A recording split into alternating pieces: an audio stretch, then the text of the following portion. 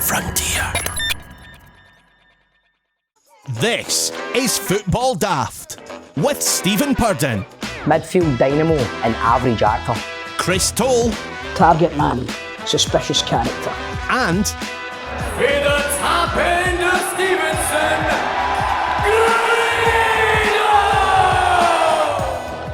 Thinking back to last week, man, I just hope international break. I hope all the motors at Ibrox will be getting fixed after, because obviously there's rumours Morelos might be going to Porto, so the motors might be safe. You know what I mean? Oh, the claims are in. The claims are in. Have they? Aye, that's getting dealt with. I think.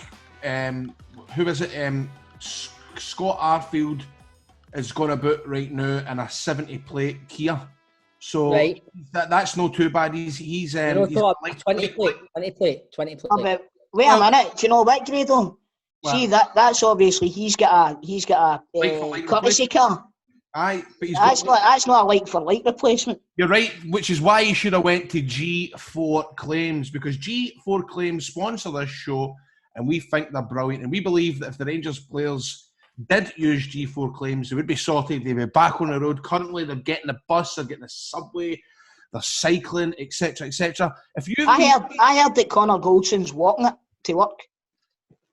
No, Goldson's motor's all right, mate. He never scripted, but Goldson was brand new, mate. He was. Oh, did you not hear about the second incident? Oh, right, never mind. Right. The other incident, it's not. I've not been told about that. What happened? Listen, the least said the better. Right, okay, doc. Right, well. I heard Shane Duffy, when he signed, came up and rammed his motorway into Goldson's motor right away, man. I'm here. Well, that marker. Right, he's a laughing, but if you've been in a road traffic accident and you're not at fault, G4 Claims can make it easy for you. They provide you with complete accident management support that you require. They'll recover their costs from Shane Duffy, etc., Alfredo Morelos, the at-fault party, and they'll sort you out with a vehicle that's like for like. So if you are, by the way, shout out to the people who get their new 70-plate cars that came out on the 1st of September. It was good to see everybody smiling with their new happy cars. They're also going to organise your vehicle to be repaired at one of their approved body shops and return to yourself. Should your vehicle be deemed a write-off, they're going to recover the pre-accident value for your car, and they're going to write you a big fat cheque. And best of all, it won't cost you a penny, as they charge the at-fault insurance direct. Aye, G4 Claims don't call, they don't buy data, and once they process your claim, your insurance will remain unscathed. And the best thing is, Nicole and the team over there won't take your case on if they don't think they can help. So, if you've been in a road traffic accident or you know someone that has, get on to G4 Claims on 01698 767 172. That's 01698 767 172. Get them at notfaultclaim.com or find them on social media at G4 Claims Limited. G4 Claims. Not at fault claims. Made easy.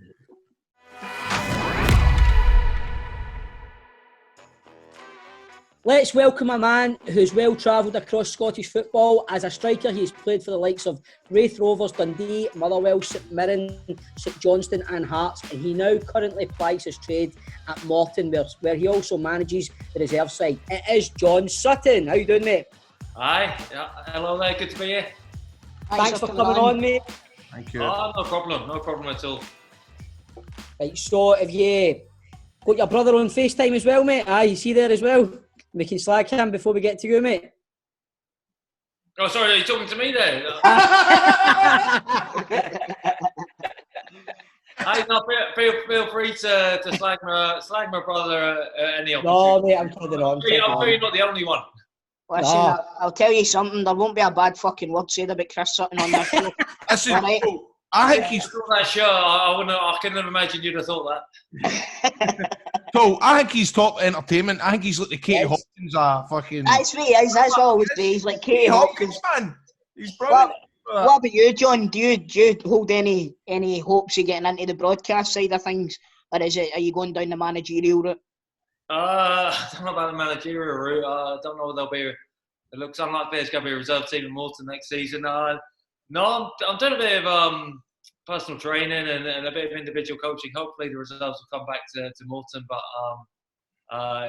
it's tricky with the situation with coronavirus and whatever. But you never know no one ever knows what the future holds. So we'll wait and see. Right. Excellent. But you said you started at Spurs, is that right, John?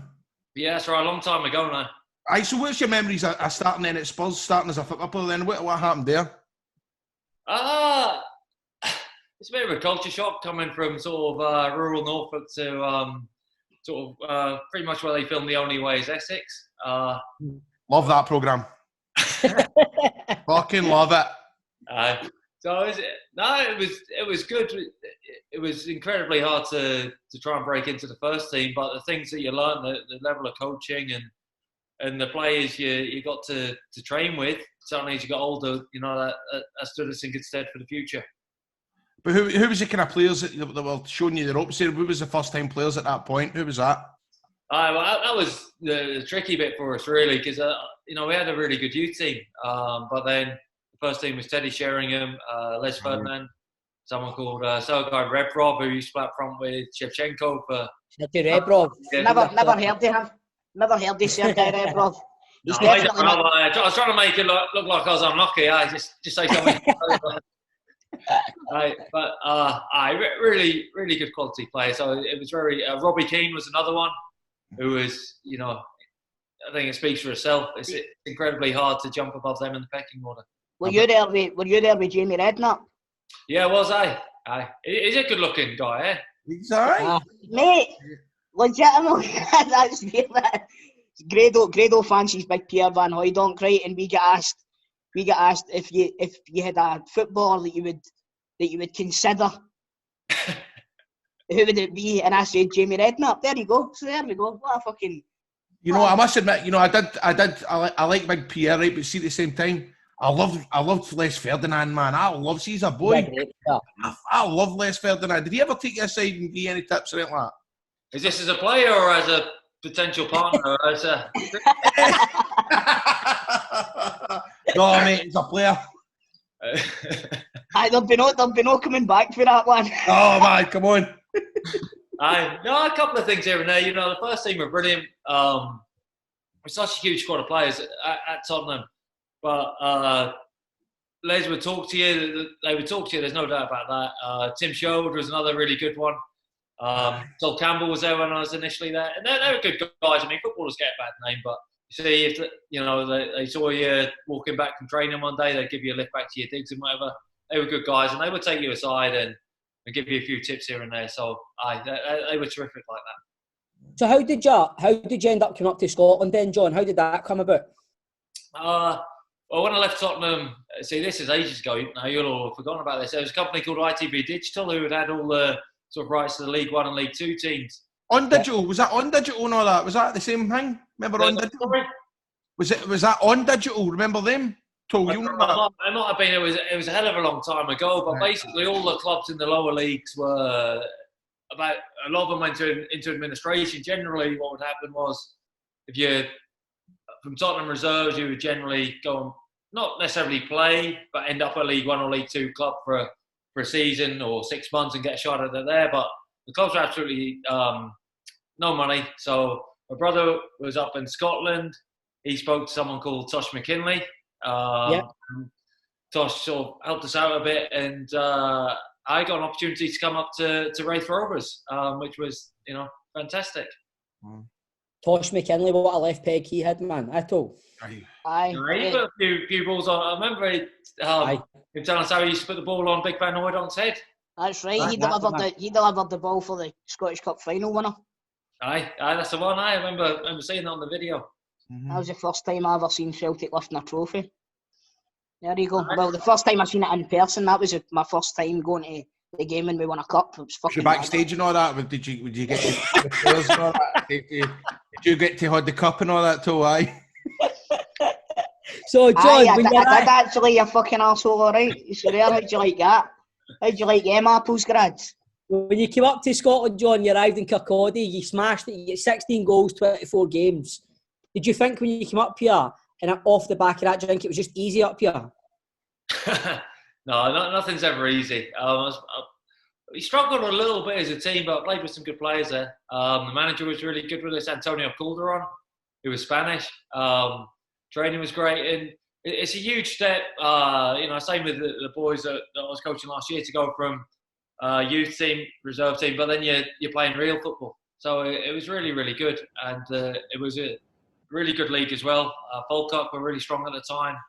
Inverness played against some really tough opposition. So it was a big step for me and a big learning curve. But it done great for me.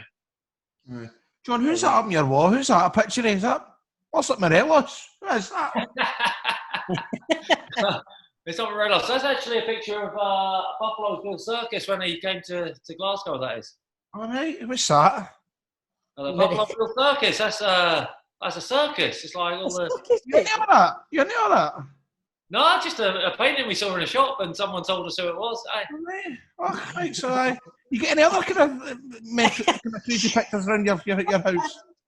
There's a few from the kids on the fridge.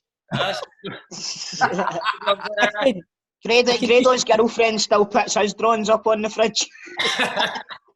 I can see the headline in the paper next week, man. John Sutton shown in his living room with photo of Morelos on wall. Anyway. So, John, is it true you got a trial at Valencia? Well, so things went well for us at Raith, and come Christmas, had a few options where I wanted to go. So the connection with the Antonio Calderon was Valencia, the Spanish one. Yeah. There was a couple of agents who were talking about Man City and Everton, but the idea would have been to go down there, not play straight away, and have gone back out on loan. And as it was, the one I ended up with was Millwall. I felt that was the best chance of sort of playing first team football straight away, which is, what happened. Mm-hmm. See, this time, are you kind of like getting advice off your big brother at this part of your career? Like, what did I do here, man? I'm at Raith. I've got the choice to go here. What did I do, Biggin? What's the deal? Do you take a lot of advice off your brother? Yeah, well, I was actually living with him at the time. Was you? Glasgow and travelling through with Darren Brady. So I spoke to Chris quite a lot. He helped out. But I mean, at the end of the day, people can't live your life for you. You know, it's got to be your decision. But it's pretty much the same mind as myself. You know, first team football's the most important thing. Right. What was it like at Millwall with Dennis Wise there? What was he like? They were good with us. They were sort of going for promotion, so I never really played as much as I wanted. I played a couple of games. I played a little bit of the FA Cup final run. We got to the FA Cup final. I was the one left out on the day, unfortunately. I thought I had a good chance of sort of playing against Man United, but no, they were good with us. I think the trouble being that they signed someone called Daniel Dicchio, who was very tall, great player and a track record. And they're obviously going for promotion. They wanted someone a bit more experienced, who's been tested, who they can trust a bit more. But no, you know, Dennis was pretty good with us down there. And Ray Wilkins as well was down there. He was terrific with us, Ray Wilkins. Oh, was it? That's brilliant, man. Oh. That's class, sorry. Any stories about Dennis Wise, like losing his shit a wee bit? Like, you know, if he's not as a manager? No, not losing it too much, but he, what did someone tell us? And I don't know whether this is an urban myth or not. He used to sort of nip people in the back of the neck, or nip them or blow on the back of the neck, because he sort of nipped them, and then as he nipped them, they would like elbow him off to try and get him away. And then as they elbowed him off, he used to go down holding his face. But whether that's an urban myth, I mean, that could be done for perjury here. I'm going to try that. That's what they used to say. He's one of the guys that you would just never tire of slapping, but Dennis Wise, isn't he? He's like I say, he was always good with me. Don't worry, I'm not trying to bury like get you buried here or that, but he's the sort of player that you hated playing against. You hated that, like if he played in a team against your team. You know what I mean? Like an actual Novo or a Scott Brown. Mm-hmm. I like that. He was incredibly fit as well. You know, he was quite old, obviously, at the time. He was manager there, but, you know, his fitness levels were really good. He'd be, I like you say, a bit like Scott Brown and Nacho Novo in about you, annoying people the whole time. You know, but they're the people a lot of the time you want on your team rather than playing against you. So, what about Ray Wilkins? Was he okay? Did you have a good time with Ray Wilkins? Was he? Ray Wilkins was brilliant, you know, in terms of he met us off the plane, and when I first went down there, made sure, you know, in a hotel and give us a lift to training and help us out. And real gentleman. And I don't think many people have got, you know, many bad words to say about people like that. I mean, obviously he's a great football coach and you learn things like that, but a really nice sort of human being as well. Yeah. So it's, I take it. See when you went to Dundee, did you replace like Nacho Novo? Because was that around about the time he left for Rangers? Pretty much. I mean, they done well, didn't they, Dundee? They got rid of Novo and Ravanelli and got me in.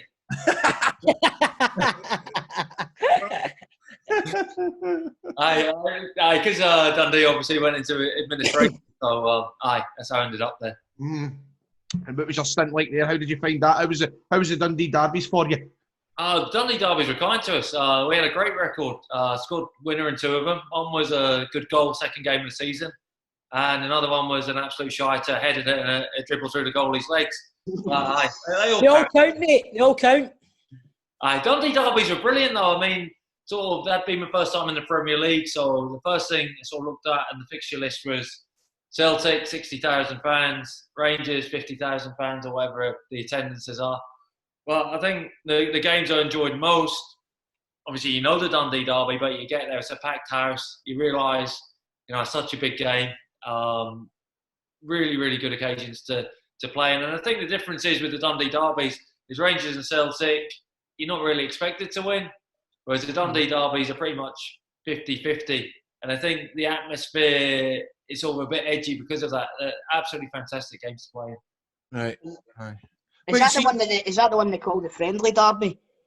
Something like that. I don't know what you people from the west of Scotland call it up there. Well, that's what I was going to ask you, right? You made me laugh there when you said you scored a shiter, right? I love it when I hear folk like kind of use words like that you've probably learned up here. Is there any other words that you speak like in your everyday language that you learned up here? Well, I mean the obvious one, jobby. Right. Probably, Well, because my mate Shah, he's adopted saying the word messages because that never gets used in there. Can you go for your messages? So he's always good.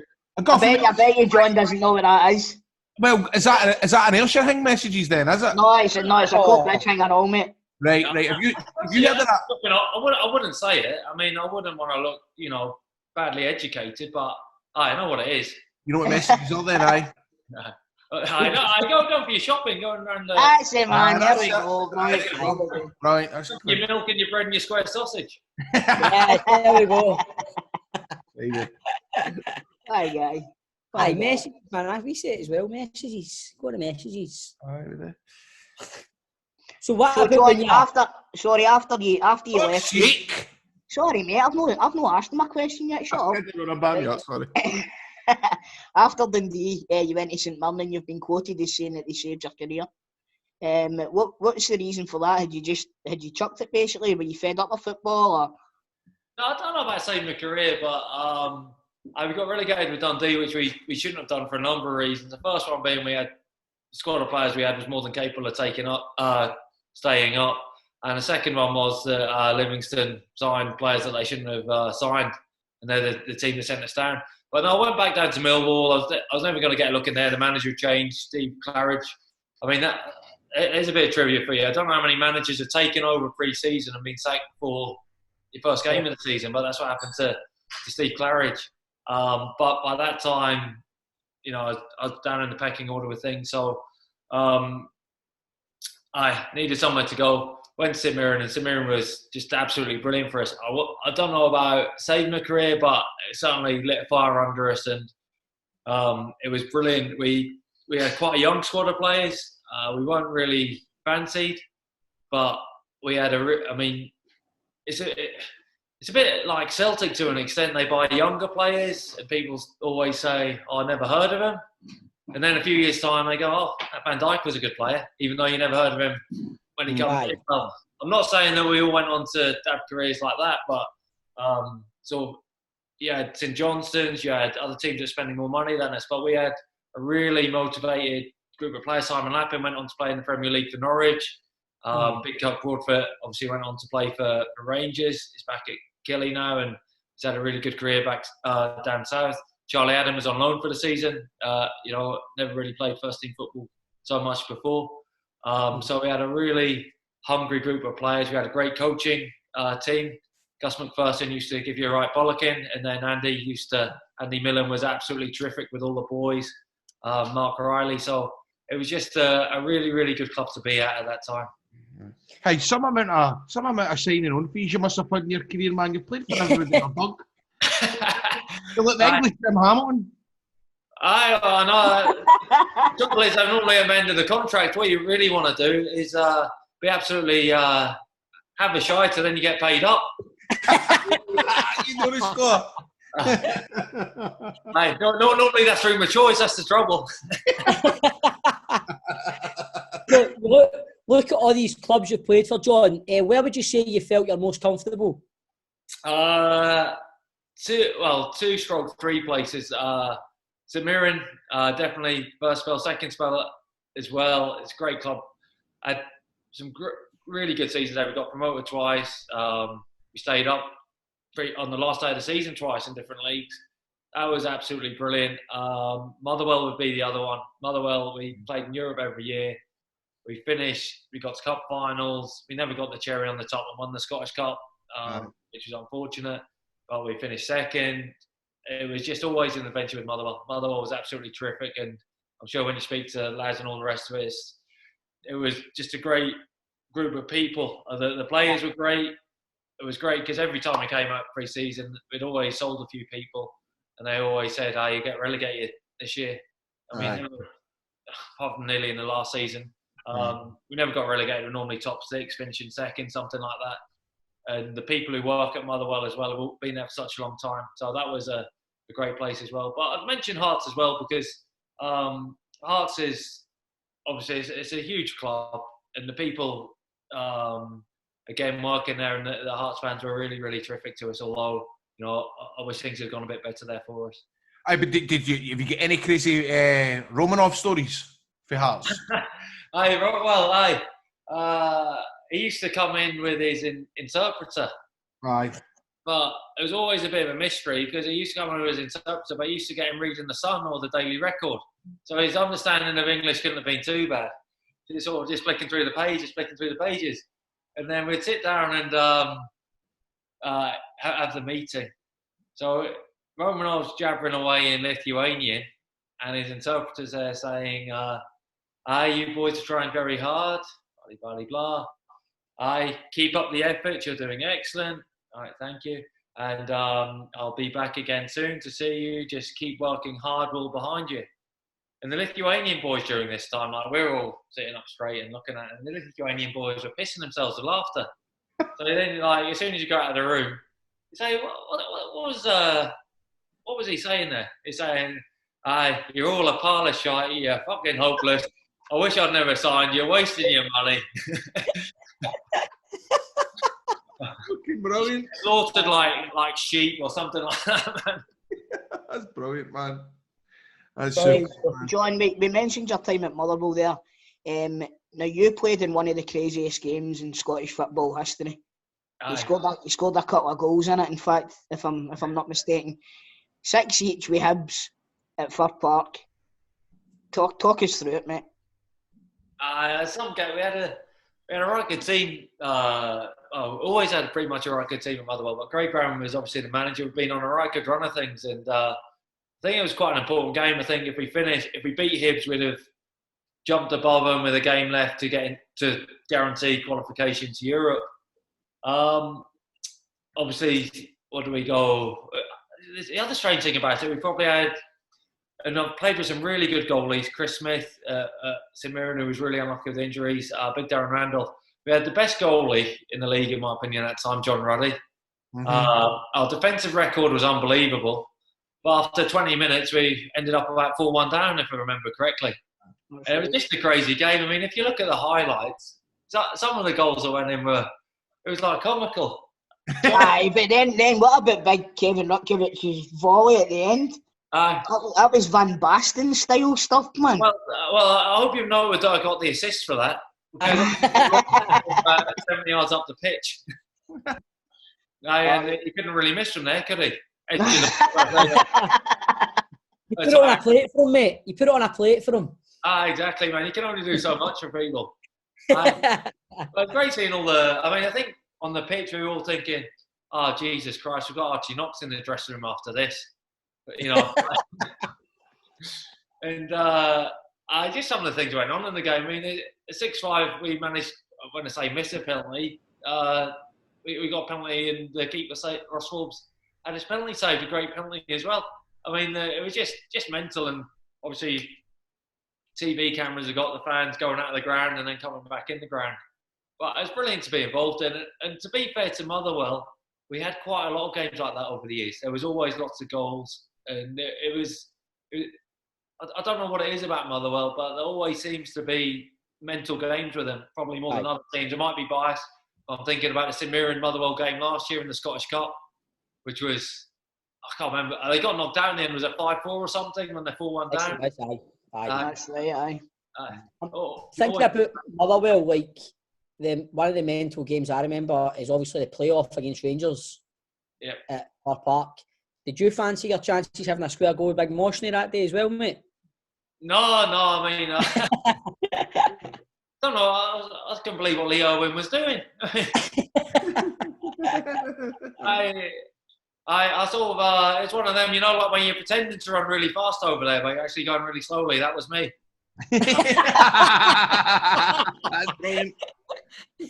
Superb. Yeah, John, you were talking about, I totally forgot that Archie Knox was assistant manager at Motherwell. Right, so me and Bob, obviously, as Rangers fans, we love hearing stories about Archie Knox. What was he like? Was he still have the passion for it even then, kind of thing? I had the passion for giving you a bollocking about 6 inches for your face, that's for sure at times. Brilliant. I know, Archie was great. I mean, the only trouble he had with his, a couple of troubles with his bollockings. I mean, the teapot could get chucked about a bit, so he had to watch where that was going launch. But, I mean, you would have thought with his experience at times, he used to make the mistake sometimes of booting the metal skips. But the trouble with booting the metal skips is you used to hurt your own foot. So that was obviously a bit of an issue as well. Brilliant. As Marco Negri said, like, when he came up to, when Marco Negri came to the Rangers, he said when he was on the pitch, all he could hear was Archie Knox, and the only words he could hear was stupid fucking in Italian. That's about right. Archie was great though, and Craig Brown was brilliant as well. He was a brilliant, great man manager, and again, a fantastic human being. You wanted to go and play for him, and it's a long time ago now. It doesn't seem a long time ago for me, but it doesn't surprise me. He was the last Scottish manager to get him to the finals. The way he made everyone feel, and not just the players, but everyone about the club. I think everyone would say how highly he was regarded like that. What about Stuart McCall as well? How was he a manager for you? I'm going to be biased because some of my best football came under Stuart McCall, but he was absolutely brilliant. I think all the boys again loved him. He was a really good human being, and I think he kept everyone involved so well. Boys on the fringes, boys who were playing. His assistant was great as well, Kenny Black, apart from the warm-ups, which used to be an absolute doing. But through the time at Motherwell, generally it's been a really, really good atmosphere at the club. Stuart McCall was brilliant, had great banter. He could lose it now and again as well. But absolutely brilliant. The only gripe I had with him was, he awarded me the Albert Steptoe Award one year for being the worst dressed in the club. Which I thought was harsh. I thought it was harsh because he used to come in every day stuck in the 1980s, obviously with his mullet, his Stonewash jeans and his Reebok Classics. Taking it too far. John, do you ever feel bad that he might still be the Rangers manager if you shouldn't have scalped him that time? It was strange games, those ones. We did scalp him, but I wasn't... Twice. Thanks for coming on, John. Cheers. Thank you. Nice boxer, Stevie. Do you know what I did feel for him, because he was brilliant for us at Motherwell, absolutely brilliant, and it was just unfortunate it was those two teams. Any other time I'd have been absolutely rooting for him to do well, and I know it was a sort of dream job. It was just, it's so hard for him to say, he took over with a few months left. There's only so much you can do with a few months left, and not as much as I think he did get a turnaround from the players, but they're not his players. There's only so much he could have done with them. They beat Hibs, and the games we played in, we played well, but it's just scoring the goals at the right times. And then there was a couple of goals in there which were... Aye, Cammy Bell helped you along the way as well, mate. Was that you that scored that? Did you score that goal against Cammy Bell? No, I scuffed a penalty in at the end right enough. Aye, but I scored in the tie. But there's a couple of goals that, like you say, maybe that Cammy could have done. Would normally mate, over the two legs, I was at the game at Ibrox, man. Over the two legs, he's by far the better team. By far the better team. I think we done very well on the counter attack. I think Lionel scored a great goal. Lee Owen played really well for those two games. We probably deserved it, but it was a shame for Stuart because he is a good manager, and I know how much Rangers means to him. So, a shame for him at the same time. So, John, you've now made Scotland your home, right? So you're in Scotland now, and you've set up your own PT business. How's that going, mate? And can you do anything for Grado? Of course, we can do something for Grado, man. I mean, if we got Grado into good nick, I mean, what an advert that would be. You'd have Hollywood flying in, wouldn't you? Yeah, I've always said that. If MD can get me fucking hangway, you know what? You can train me for free. You don't need to pay me. That's fine because get me into some nick, man, and I'll tell you, your business will go through the fucking roof. Aye. But, John, a while ago we had David McCracken on the show and he used to help Grado out with stuff, like PTs and stuff. Then we got him on the show and Grado nearly did it. That's a terrible advert for David McCracken at this stage, isn't it?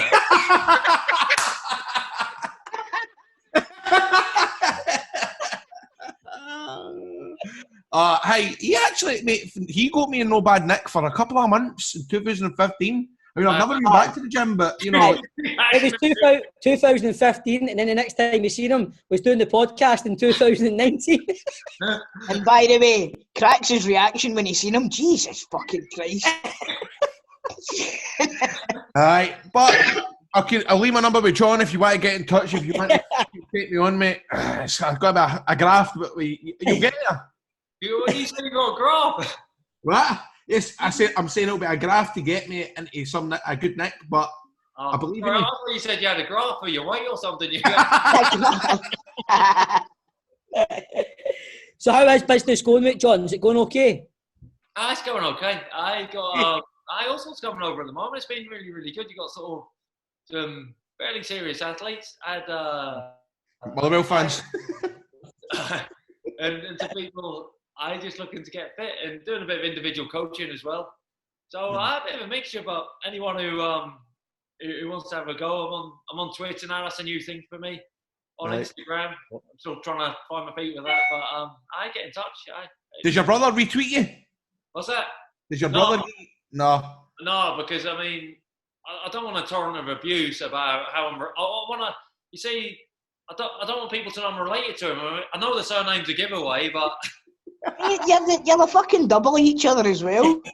No, I don't know. John's handsome. You can't deny him. You can't deny your brother, for fuck's sake. Come on now. Here, but do you ever bell him and go, come on, man, you are fishing the night on that Twitter? Or do you have a laugh about it? I actually think he's pretty good. I mean, I do as well. As a Rangers fan, I do. I mean, the thing is about punditry, you want people to have an opinion of you, whether you like him or you don't like him, because it'll actually make you want to watch. And mate, he gets people talking about him, man. That's the main thing. Yeah. A great man once said, "Controversy creates cash." Cash, you're right. Well, that's true. And I mean, there is no doubt he talks an utter pile of shite a lot of the time. But, I mean, what I would say is an entertaining pile of shite. That is, mate. So, are you going to play another season for Morton, John? No, I won't be playing this season. No, I went there initially as reserve team manager. It looks like I'll probably leave the club now. Second season, so the manager and the club really wanted us to play, but I was a reserve team manager still. But football, I mean, I've done my best last year. We've done okay in some games, scored a few goals here and there. But my football finished at St Mirren when we got promoted. You know, I didn't play a huge part of that season, but I felt that was a good note to end on. Aye, that was good. They scored a couple of goals here and there. That was good, mate. A couple of goals here. I'm kidding on. Where are you going to end up then, John? Have you got any plans? Go-winning Rangers? Would you fancy that? No, I see the weekends. I'll tell you, my kids' football. I know people who play for Kilwinning, though. I saw with the reserve teams, we used to play a lot of junior teams. The person who took the team was a big Auchinleck person. Oh, fucker. Right, who was that? Derek Anderson. Derek who? Anderson. Derek Anderson. I used to play with Kelly as well, didn't he? That's right. Aye, that's right. Thought was a fullback, I think, maybe. Right, so John, so every week on Football Daft, we want to put our guest football knowledge to the test with a 90-second quiz. Are you up for it? Aye, go for it, aye. Aye. So we've got, in the leaderboard, we've got Mark Wilson and the tightest man in Scottish football, as you say, is Keith Lasley, joint top of the league, mate. Aye. Right, and we've got 14 more. A good doctor, Kenny Duker and Kevin Harper just behind in second place with 13. And we've got Barry Ferguson and Owen Coyle joint third on 12. Other selected scores include David Templeton on 11, Charlie Adam on 10, Bob Malcolm on 6, and Falkirk manager David McCracken is still at the bottom with 1 point. Anybody you want to beat there? Hopefully get above David McCracken and Well, we'll beat a bash. Right, so if I ask the questions, John? Aye, go for it. Right, okay, right. So, you're 90 seconds on the clock. You can't pass. You must give an answer. And your time starts now. What was the name of St Johnstone's ground before moving to McDermott Park? Was it Muton Park? Who scored Celtic's only goal against Ferencvaros? Ryan Christie. The Lions are the nickname of which Scottish team? Livingston. Who did you come on to play against as a sub in the 2004 FA Cup quarter-final? Tranmere. Which championship club have just had investors from Germany? Dunfermline. Manchester United signed Van de Beek from which club? Ajax. Who does Scotland play this Friday? Israel. Which Motherwell player signed for Celtic last week? David Turnbull. Who did you make your debut against for Central Coast Mariners? I can't remember. Wellington. Who scored more career goals, you or your brother Chris? Chris. The Wee Rovers is a nickname of which club? Albion Rovers. Who is the current manager of Dunfermline? Stevie Crawford. What English club is James Rodriguez heading to? Everton. How many goals did you score for Carlisle when you were on loan there? 1. When were Motherwell founded? 1888. Which Scottish football stadium has the biggest capacity? Celtic Park. Potential Rangers opponents progress near the con play in which country? Oh my God! Oh my God, there, man. He's 100% definitely up there. He only got one question wrong. Aye. Yeah. Oh, don't spoil it, Chris. We're going to go through the wrong answers. That was fucking There's good. got to be a bit of tension here. There's got to be a bit. You get to answer the last question because we asked it though, John. All right. So what was the last question? Where are progress from? Aye. Which I country? don't know. I said Luxembourg, but I don't think it is. Right. We'll take that answer. Well, I didn't want to count. Did that make a difference? Let's go through the wrong answers. I'm struggling to give you a wrong answer.